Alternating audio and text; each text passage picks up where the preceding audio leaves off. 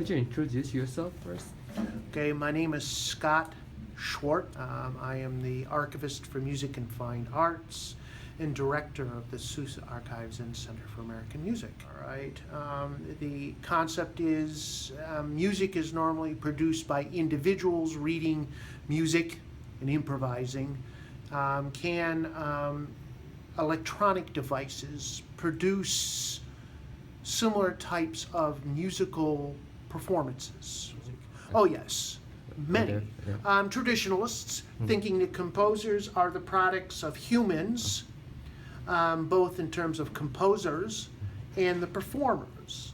You think about it, this has, for the most part, eliminated the individual.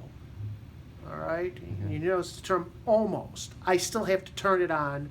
I have to make the thing work, but I can't control the exact outcomes of that. So I'm taking the control away from the individual. Well, the ILIAC suite was created with the ILIAC 1 computer, all right?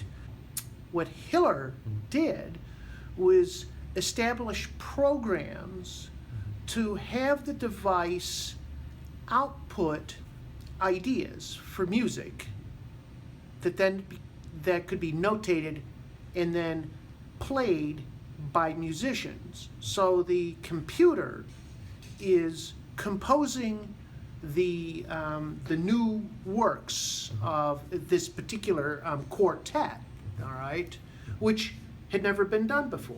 This is in the 50s, all right, and so we've taken the composer, for the most part, and put them in the back seat and let the computer suggest the direction where things go. But I would argue that Hiller wrote the program, and as such was very much in the driver's seat in terms of guiding the computer's output. Yes, the Salmar construction comes about in the late 60s and 70s. All right, comes about out of the basic question, can computers compose? And so, and this is built by Sal Martorano, but in essence, he's utilizing the strengths of many other people to help design the logic of this entire device. And this was used until the first Apple computer came out, at which point, when the Apple computer came out with its own sound synthesis functionality, Saul sets this aside to jump on computers. Much easier to carry a computer around as opposed to this.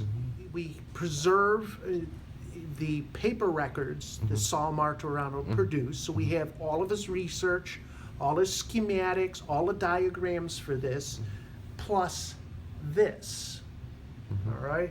So in essence, we have the full context for explaining how this was created, how it functions, and more importantly, you can now play the device. So during the 50s and 60s, the University of Illinois was not only one of the first, but one of the leading purveyors of experimental music, electronic music, computer music, pushing in many different directions simultaneously.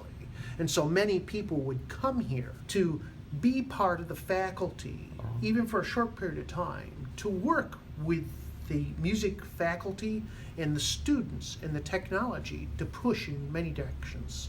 There are many students who came here who are now leaders in schools of music, California, New York, Kansas. They're all over the country, and they have pushed in many different directions. Okay, and there are great composers still coming here who want to still study. The Hunger Games Part 2, okay? Tremendous orchestra, wonderful soundtrack, all right? There are only 8 musicians to that orchestra. Now, none of them, to my knowledge, went here, but they took all of the dubbing and all of the sound effects and stuff, many of the things that were developed here, Princeton, Yale, and so forth, and are incorporating it in soundtracks that we don't even pay attention to, but they're very integral to the movie industry. Look, it's a Space Odyssey, that great, 1970s kind of movie track. Well, that whole lot of that is electronic music, including some of which was parceled from here.